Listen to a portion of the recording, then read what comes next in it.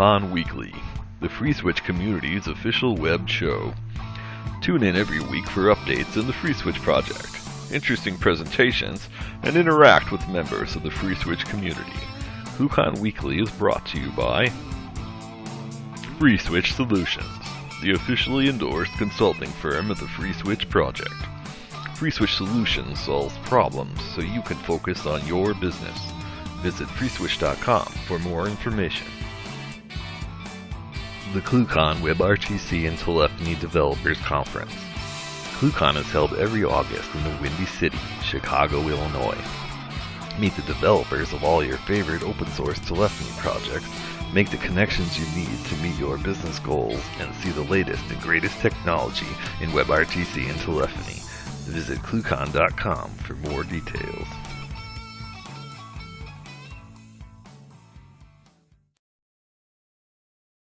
Alright guys, welcome to ClueCon Weekly. Today is October the 5th, and we'll have Darren Schreiber from 2600 joining us today to talk a little bit about what those guys have going on over there.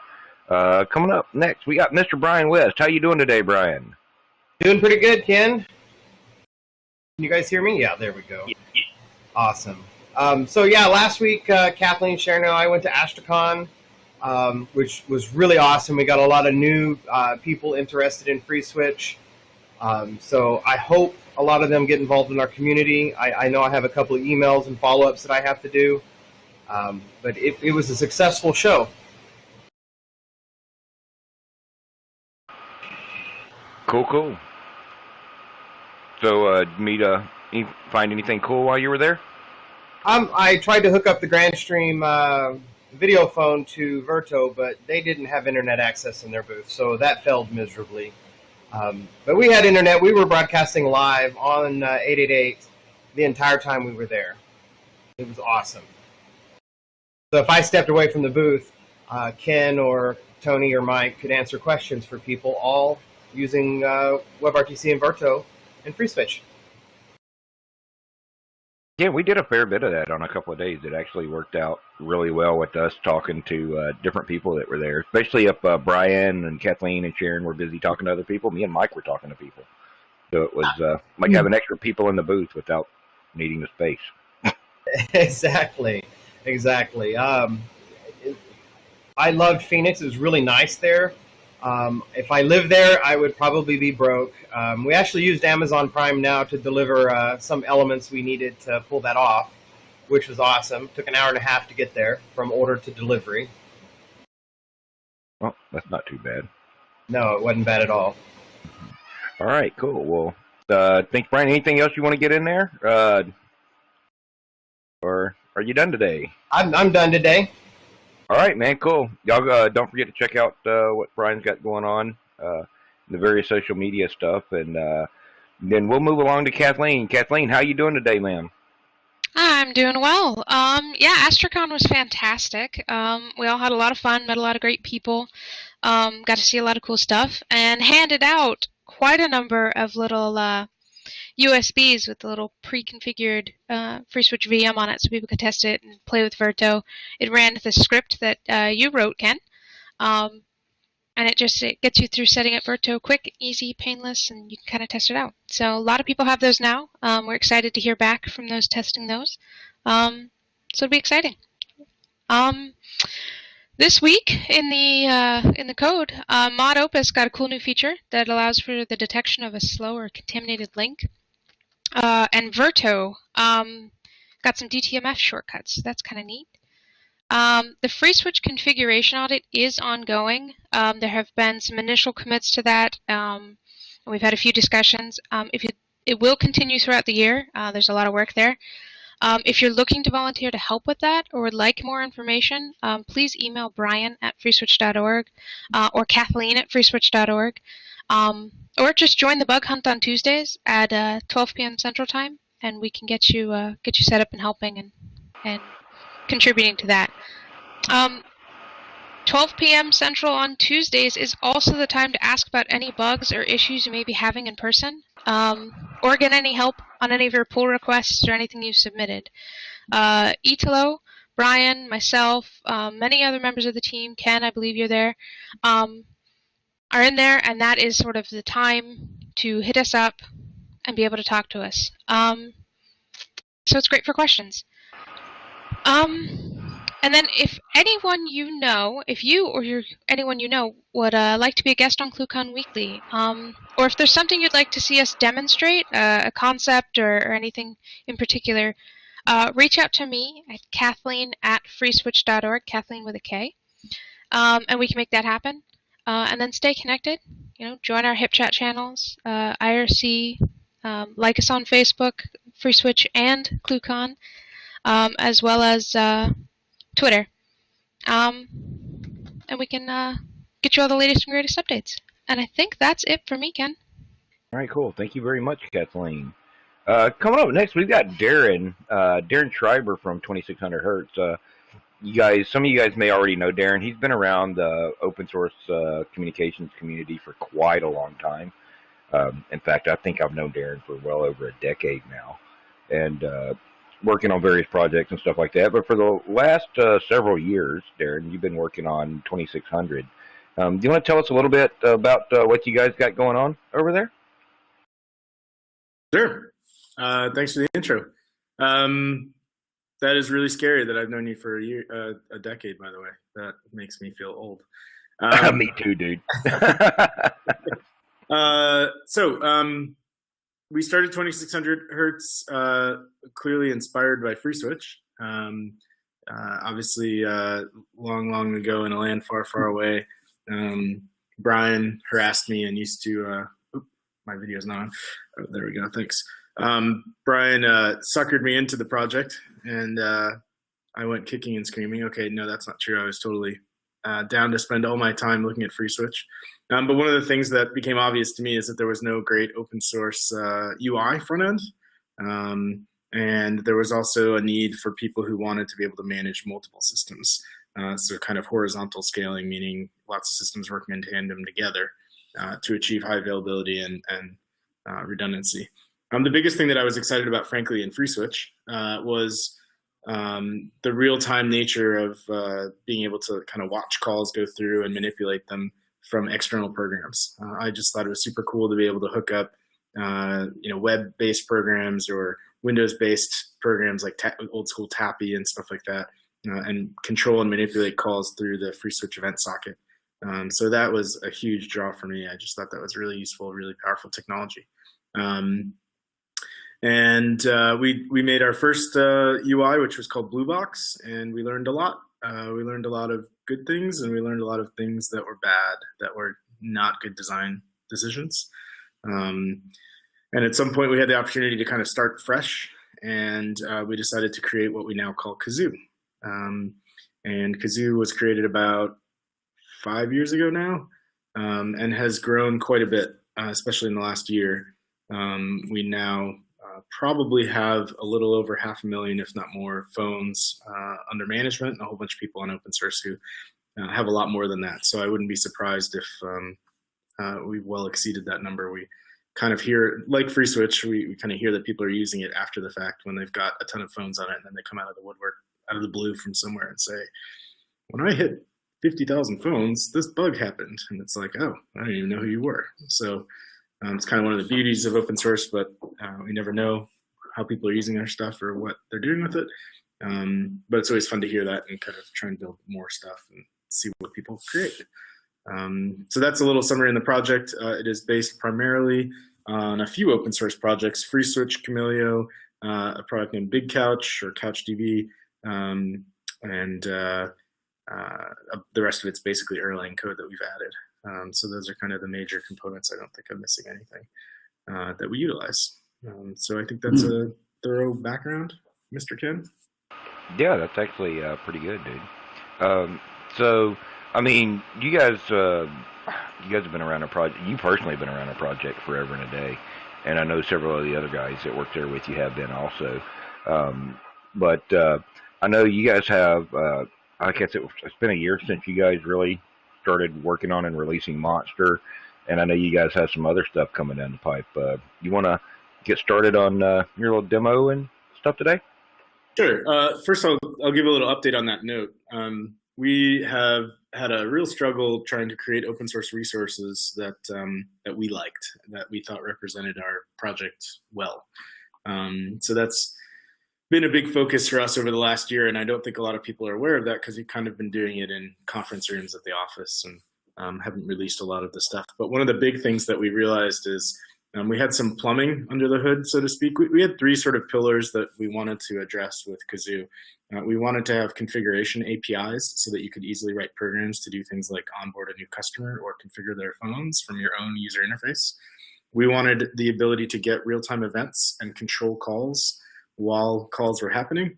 And we wanted to be able to send feedback to outside programs at the end of a call or when an action happened in the system. And those are kind of the three categories of things we wanted to have happen in the system. We spent the last year kind of realizing that we had some plumbing under the hood that was basically broken. It wasn't so much broken, but it wasn't performing to our standards. That's probably the way I should say it. It meant that we had to kind of stop developing features that people could see and start improving the plumbing. And then we could sort of finish some of the features we had started that depend on said plumbing. So when you mentioned Monster was really supposed to be an app store concept where there were lots of apps that you could load and people could contribute their own apps, and there was an app exchange and so on and so forth.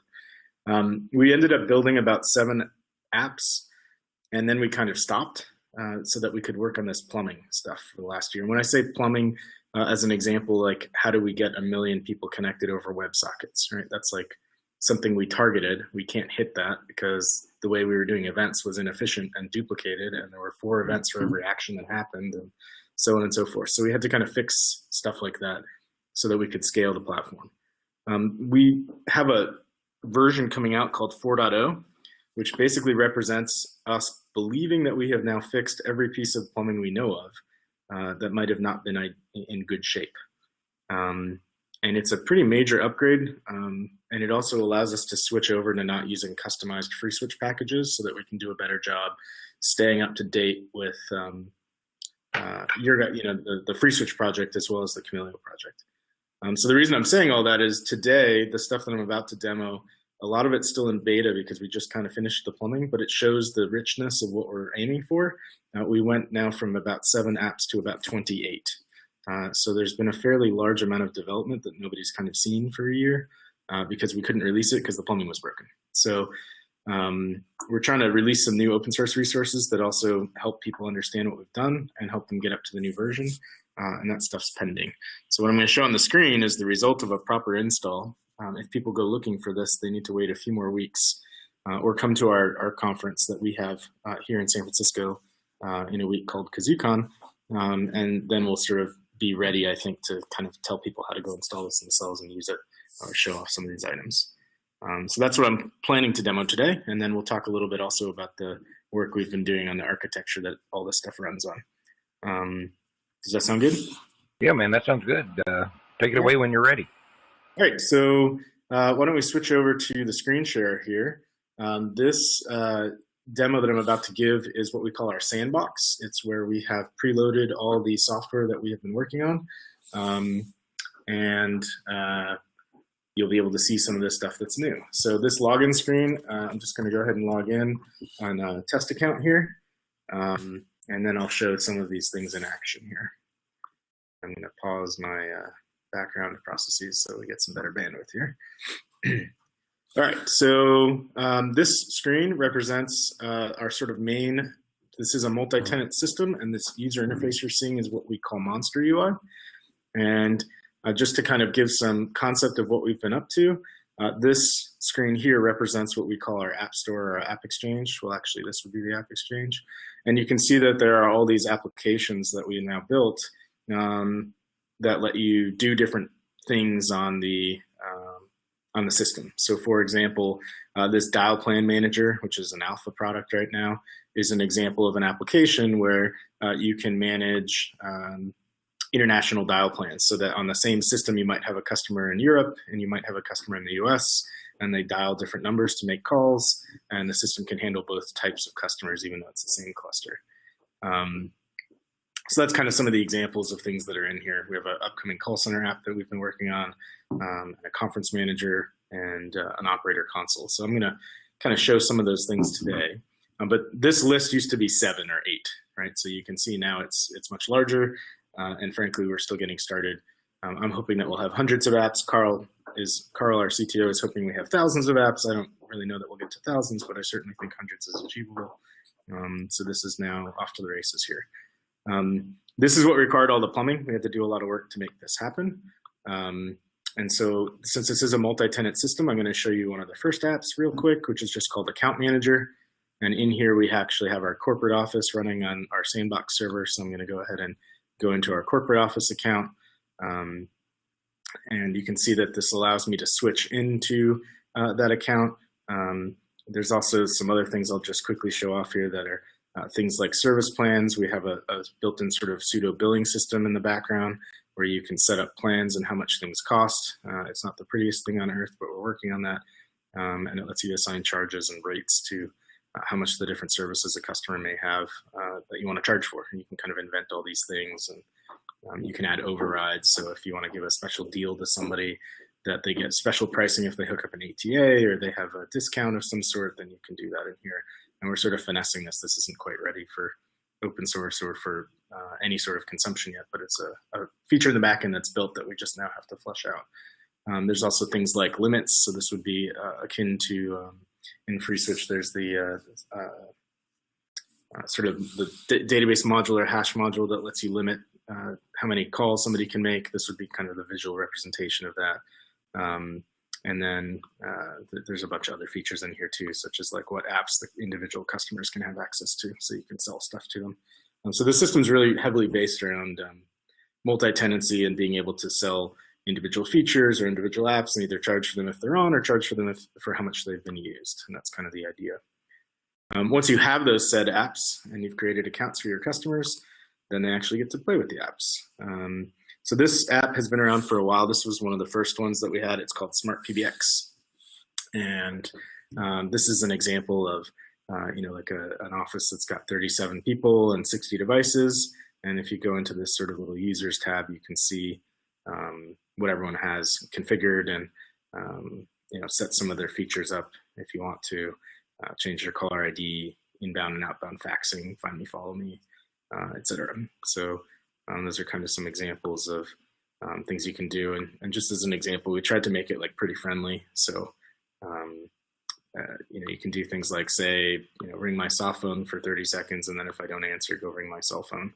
And this all is based on FreeSwitch's ability to do ring groups with progress timeouts and with the ability to have delayed rings and stuff like that. This is just like a visual representation of all the FreeSwitch features. So that's kind of some of the older stuff. But the newer, so this stuff is all we've had for a year plus, maybe 2 now, which is all the configuration stuff. What we haven't had that's new is WebSockets-based items. So WebSockets, I'll show you the kind of pretty implementation of a use of WebSockets.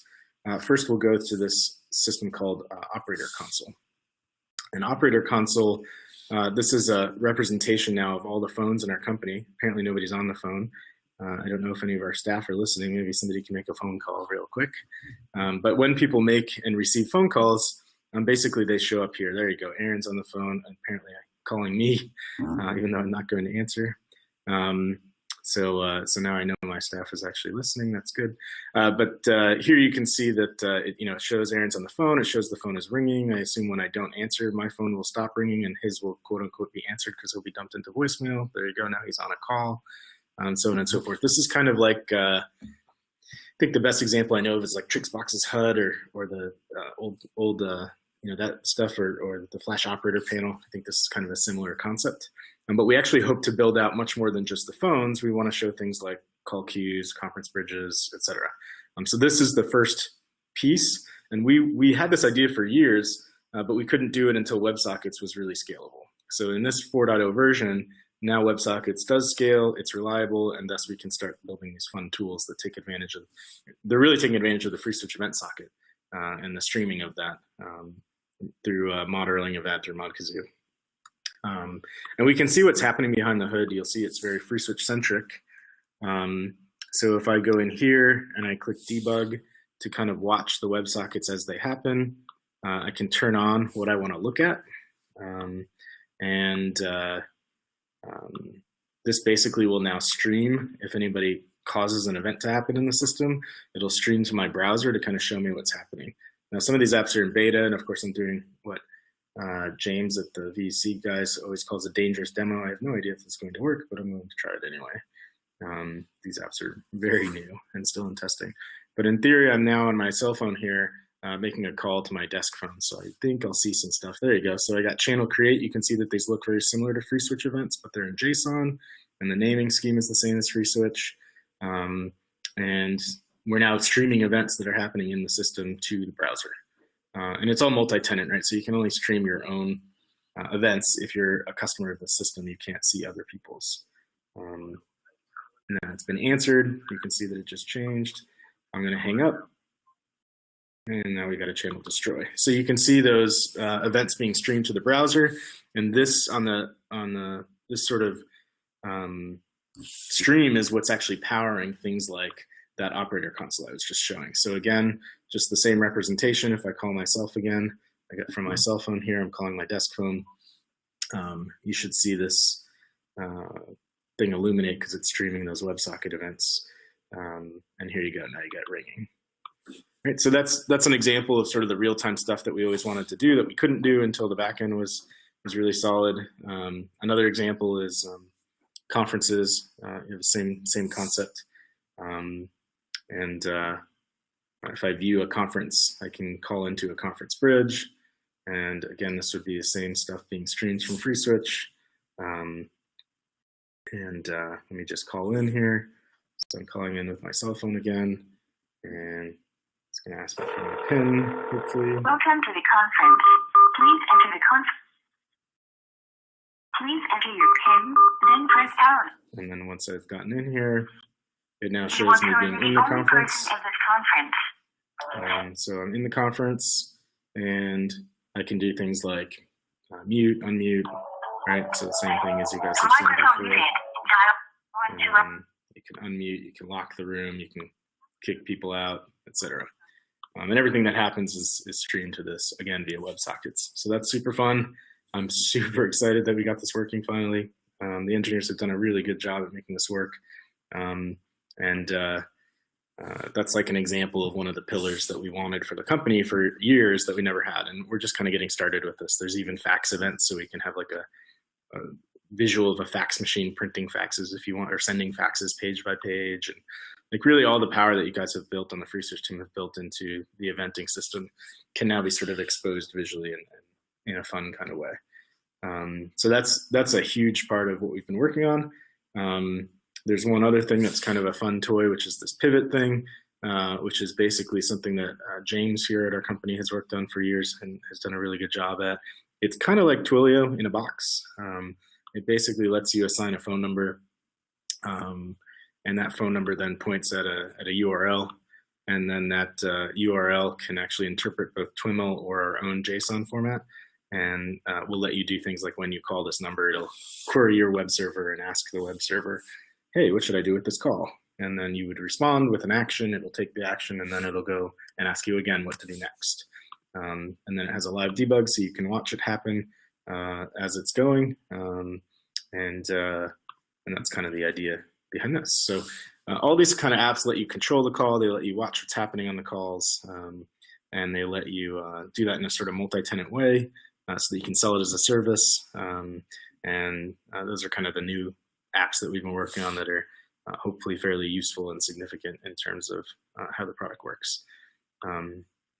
So that is, in a nutshell, it's a lot of stuff. Actually, I've only gone over like 3 of the apps, but there's a whole ton more. But that in a nutshell is kind of the idea behind what we have been working on.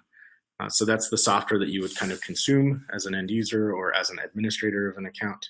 And if you were a reseller sort of selling these services to clients, these would be the applications that you would get to play with. And you can build your own. You don't like them, you can change the features, you can change the look and feel, etc. It's all just a big framework basically for doing these things. So that's a look at some of the software we've been developing that is usable and by customers.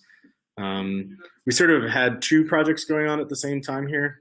There was the goal of making it easy to have a graphical UI that FreeSwitch can sort of stream events to, and then calls can be controlled, and it's done through a scalable model. But the other piece that we've been working on as well is what we call Cluster Manager. And that is the ability to actually manage, whoops, of course, live demo, is the ability to manage servers that are actually running FreeSwitch or Camellio or our database engine, BigCouch. I don't know if I'm going to be able to access this demo from here. Let me find out. But why don't we do, I don't know if there's any questions or anything else, Mr. Ken, on the front end UI while I figure out if No, I think we're good right there, man. I haven't seen any questions pop up yet, so keep on going. If anybody that's paying attention does have questions, let me interrupt you real quick. You guys start getting them ready, because Darren will be taking questions throughout the presentation. If you see something, he'll be asking like that, and then afterwards we'll have some QA with you also. All right, so I'm being told in the background here that I can show Cluster Manager, but only on production. So give me a minute to fire that up, and I need to find an account that's okay to show. So give me just a minute here. I'll queue that up. Got to do this off screen. Just a second.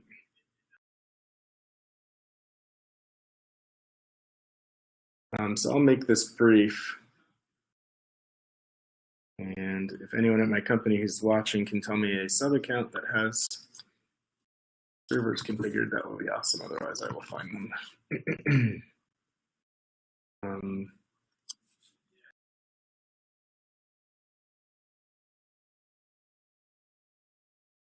All right, so I'm just logging into our production server. I'll show this to you in just a moment.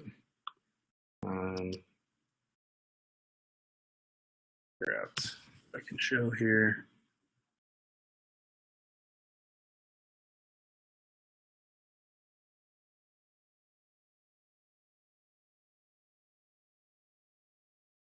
One sec.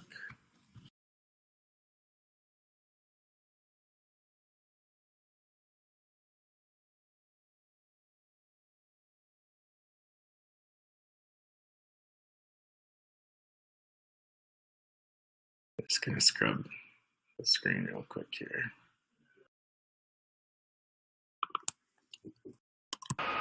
Hey, we promise we won't share this with anybody like on YouTube or anything. What was that?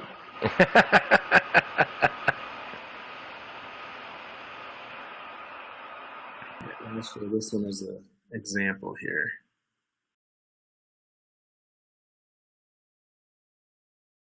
Yeah. So this is an example of one of our customers who has, people know that they exist because they demoed at our conference last year. But this is an example of sort of their cluster manager system and it managing different servers. And basically what you can do here is show like what services are running in the system. Oh, hang on one sec. I'm being told that I've got a better account I can use. Let me try and switch to that. Sales demo. World.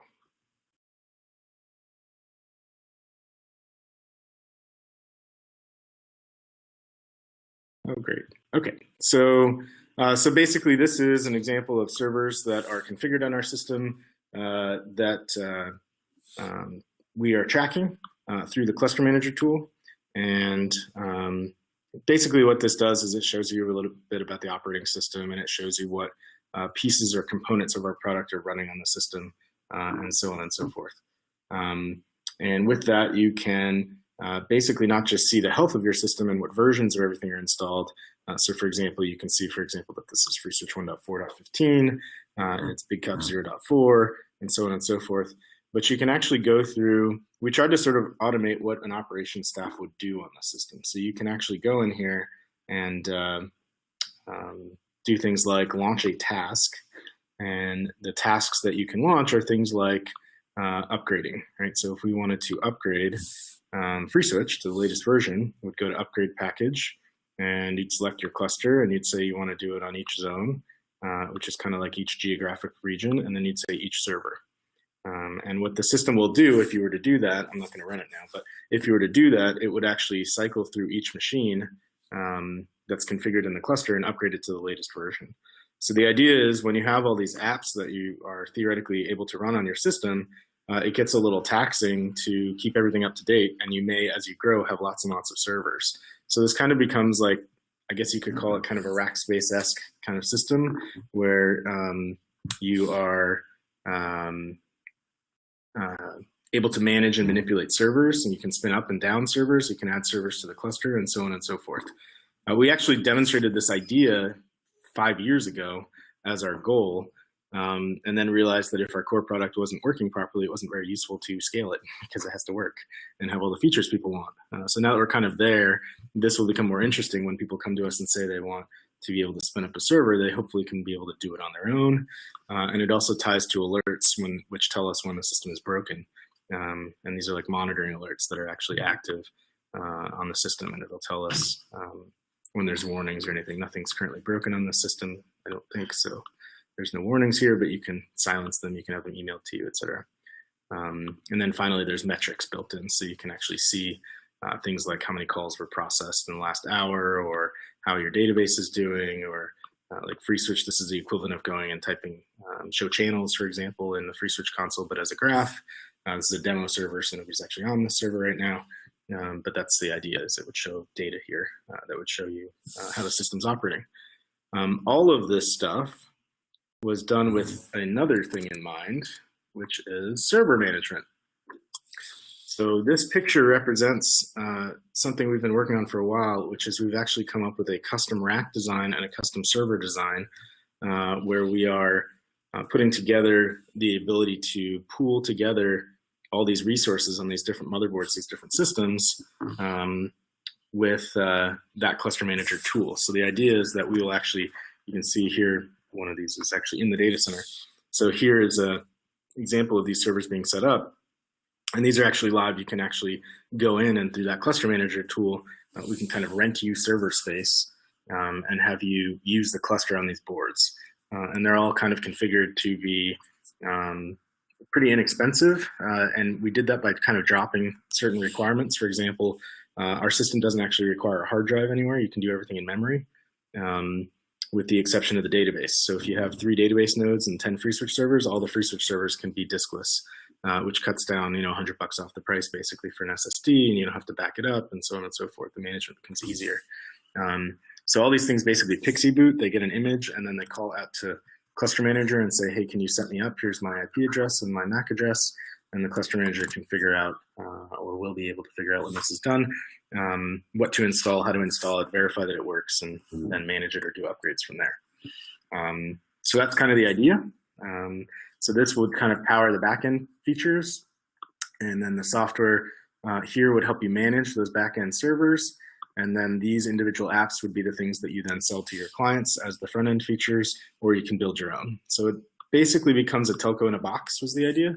And you can then scale it. You can have lots of features. You can use fun stuff that is attractive to people that they've not seen before, like the operator console concepts, or the pivot stuff, which is like a Twilio simulator. And there's a bunch of other stuff that we're going to announce at ClueCon that's also available for this. But this is some of the stuff that is available on what we've been working on. The project at its core is open source. For the first time, we're probably going to have some paid or licensed applications that go in the App Exchange, but it's nothing that you can't do on your own if you want. The core will always be open, and the core is what allows you to scale. It's what allows you to distribute the workload across multiple servers, and it allows you to handle these web requests and the WebSockets requests and so on and so forth. So you can kind of choose your own adventure there. You can say, I don't want to put the energy into building this. I'll just buy something, or I'll use the free stuff, which is good enough to launch a full service on.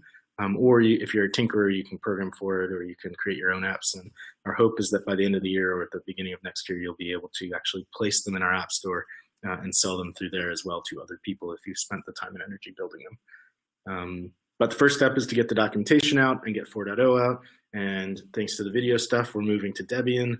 So we have to finish that. And once that's done, then we can kind of get the App Store in full gear.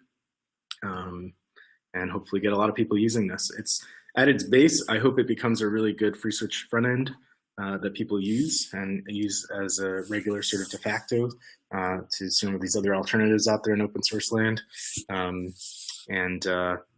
Long story, I hope people create kind of creative apps that sit on top of it and exchange those with others, and that it becomes sort of a thriving environment for that. So that's what we've been working on, and that's the goal. Cool. Just a quick question there. What's the migration app? Good question. So the migration app is, we used to have this thing called call flows.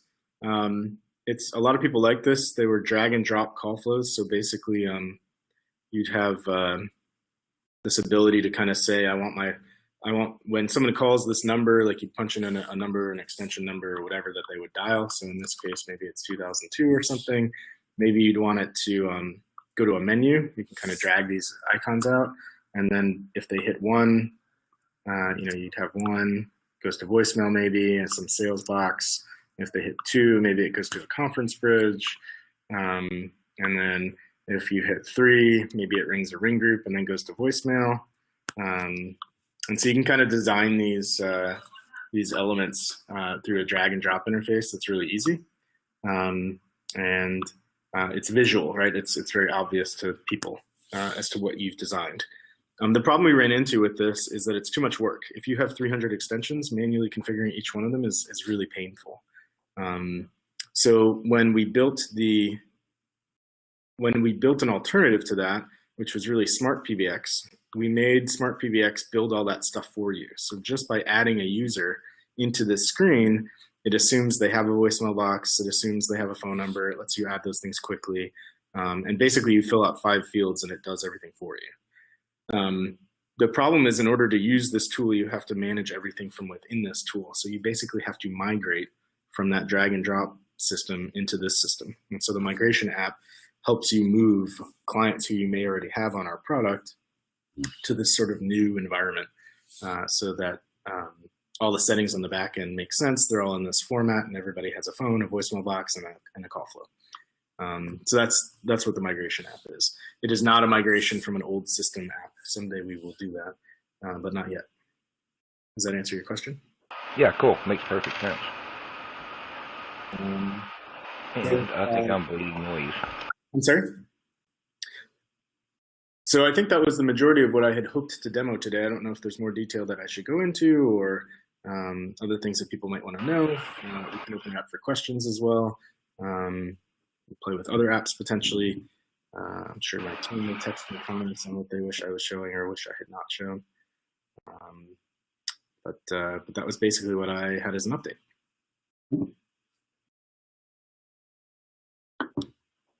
All right, cool. So question, on the apps and everything, have you guys published any information on actually building apps for the apps bit? Good question. So we do have a skeleton app. I believe it's in GitHub somewhere. Let me take a look, see if I can actually find it. One of the problems is that the documentation is kind of light. So I'll have to see where that skeleton app is, if it still exists. It may actually be in the Monster Core folder. But somewhere in here, there is a skeleton app. I'm not 100% sure if it's up to date, but it did have a README in there that told you how to sort of get started.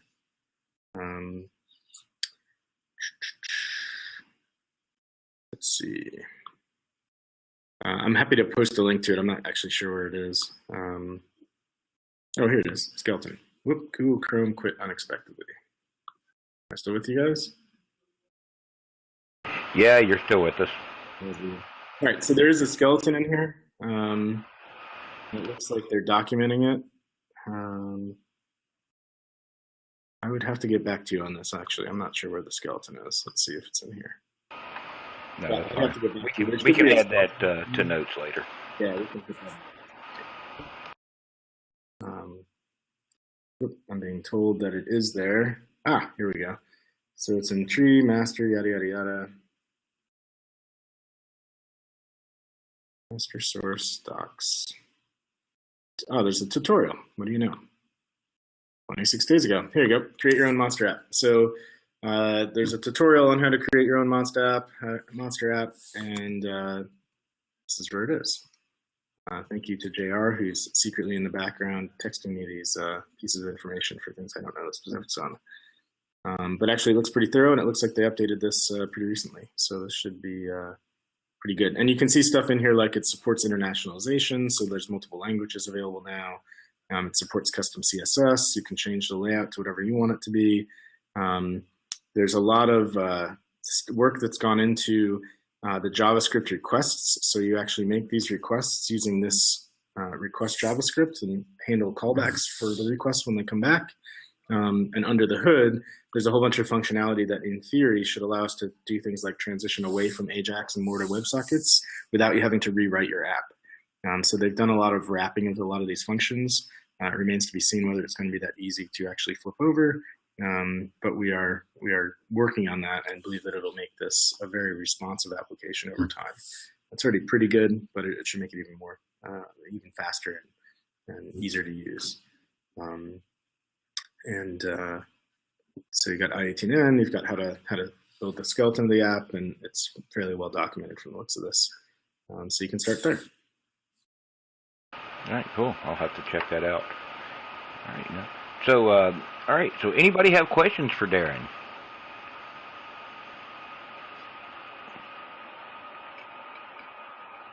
Wow, maybe Hey, Darren, you there? Oh, there. Yeah, Go ahead. Who's that? It's Yossi. Had a question for you. I did have to step away, so you might have already covered this, but I remember you'd mentioned that Kazoo can handle call queues and stuff like that, and you have a pretty nice HUD there. How would you say Kazoo compares to something like Finality? Huh. So I have to be honest, I have not looked at Finality's heads-up display stuff in years, so I have no idea. I'm assuming that it's mostly the same, and they've probably added video and some present stuff is my guess, if I had to guess. Maybe you can actually answer that for me. No, they have not. I'm trying to get rid of the Finality at our office. I only ever have done some of the background tweaking of the old asterisk configurations and stuff like that.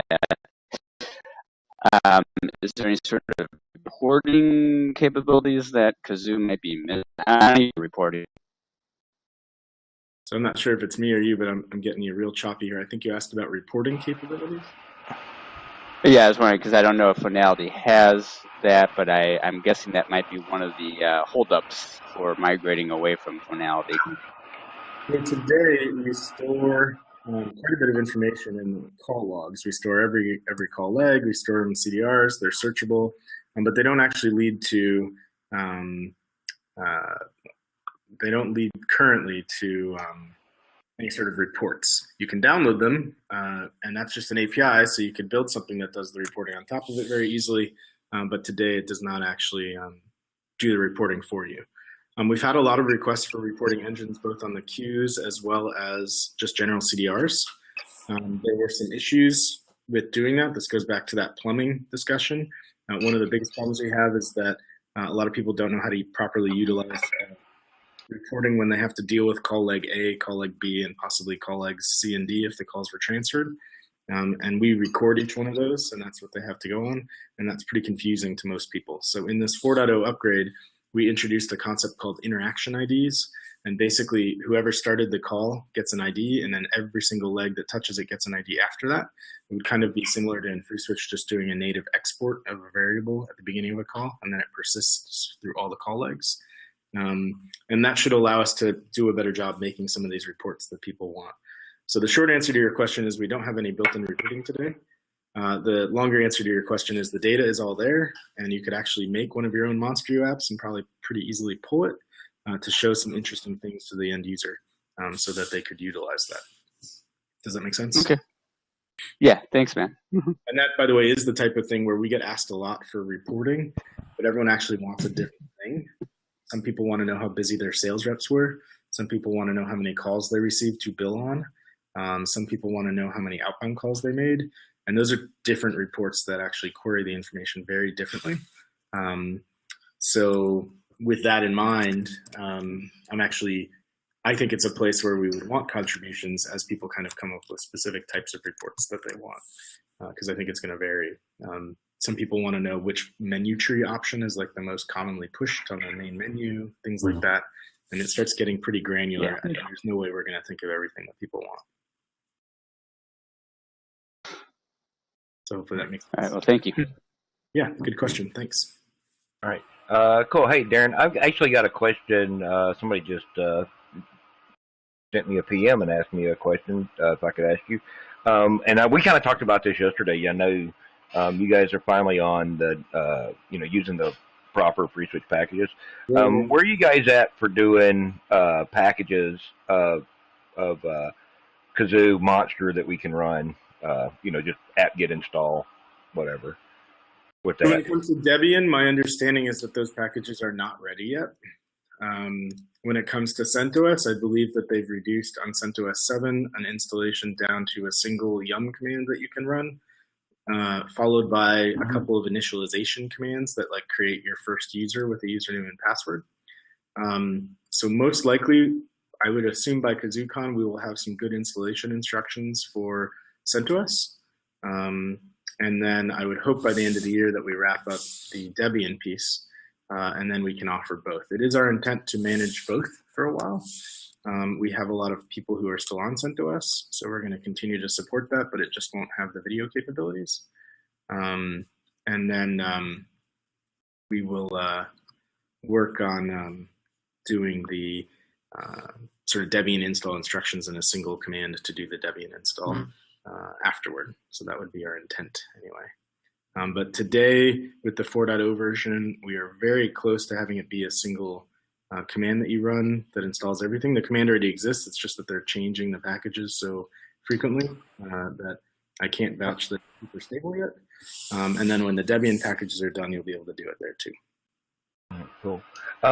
And then we've got a question from IRC for you from Michael Malvarudis out of New Jersey. How are the apps propagated on? Is it only on new installs, or does it happen? I want to install this app on an existing platform, and then how does that work as you're deploying the thing? There is. I'll have to find it. There is. I think it's a post, unfortunately, right now, but maybe it's a document at this point. Let me see if I can find it. There is a command that lets you initialize the App Store. They've been working on a lot of documentation. I haven't even had a time to run through it all, but I think they may have it. Here you go. So basically, there's in each folder that has an app, a UI app. We actually have two kind of apps. We have back-end apps, which you usually don't see, and those provide the APIs. And then we have the front-end apps. Most people are actually more concerned with the front-end apps because we've already kind of provided a lot of the basics on the APIs already, so most people don't need to enhance those very much anymore. So we're looking for people to contribute more of these front-end apps that do different things that the user sees. And when you do that, you basically create this what's called a metadata file in a JavaScript folder. And then once you've created that metadata, you run this command on the server that you are installing the application on, and it will import the metadata into the App Store so that users can then turn it on or off. So that's the idea. And you can even have the APIs that respond be something other than our system. So like you could create an app potentially in here in the App Store that, I don't know, opens your Salesforce CRM integration program, and it will still show up in here and use JavaScript to go retrieve results, and you can paint whatever you want in the content divs. But it might be calling a totally different API. So you can actually specify which API gets called, and it doesn't have to be our software that gets called. It can be an outside API that gets utilized. So that's kind of the idea is you have the app, you have the API that the app calls, and then you can do some basic permissions things as well. They're very basic at this point. We're trying to expand on that as we go. So this kind of gives you the idea of how you do the installations, and then how you update app permissions, and then how you can delete an app from someone's account so they can't see it anymore.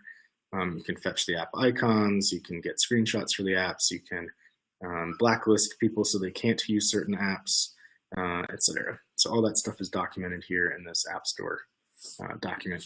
And one of the things we're working on when I say that we're trying to be more open source friendly is all these Documents that have been created now are going to be posted in a new documentation website so that they're easier to navigate. You're not like sorting through GitHub to go find them, because that's not actually the idea.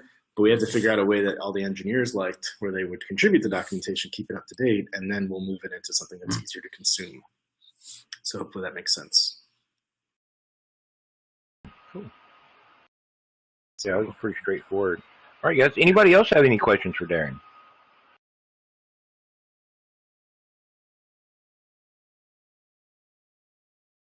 All right. Well, I guess you've answered pretty much all the questions today, Darren.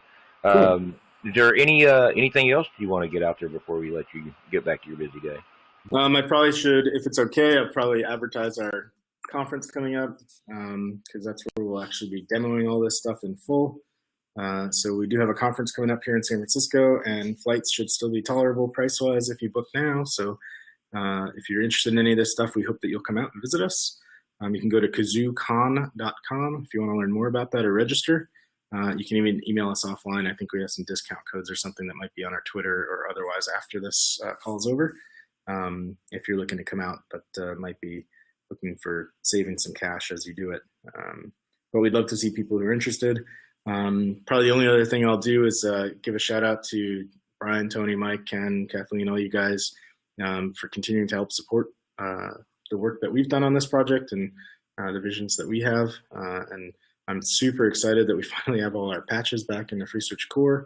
And we hope to continue to send those in now that we've worked out a system for that as we see them or as we utilize them. I think the video stuff is just mind-blowingly awesome that you guys have done. And we would not be able to be here without your work. So huge thanks to the FreeSwitch team. And even though they're probably not on this call, thanks also to Daniel at Camilio, who continues to watch our product and our project and make recommendations when he sees stuff, and to the Cloudment team who manages the Big Couch project and finally is releasing CouchDB 2.0, which hopefully will have a lot of updates for us that we can use to make the system more stable. So we really do rely on a lot of open source components in order to make all this work, and I'm really excited that you guys are part of that and that we're still working together after all these years. So kudos to your guys' work. We would be nowhere without it. All right, cool. Well, thanks for coming out today, Darren. We appreciate you coming in and hanging out with us. So guys, go to kazooCon.com, check it out. That's in about 2 weeks away, or less than 2 weeks away now. So if you're going to go to that, you want to get in there. Also, you guys check out 2600hertz.com. You can find all that stuff there. We'll also link all that stuff in the show notes below this video here on YouTube. Don't forget to click the subscribe button. Follow us on on Twitter at FreeSwitch and at ClueCon, and like us on Facebook, where you can get all the updates for these upcoming shows and what else is going on in the world of FreeSwitch, ClueCon, and various open source communications projects. Thanks, guys, and we'll see you next week. Unmuted.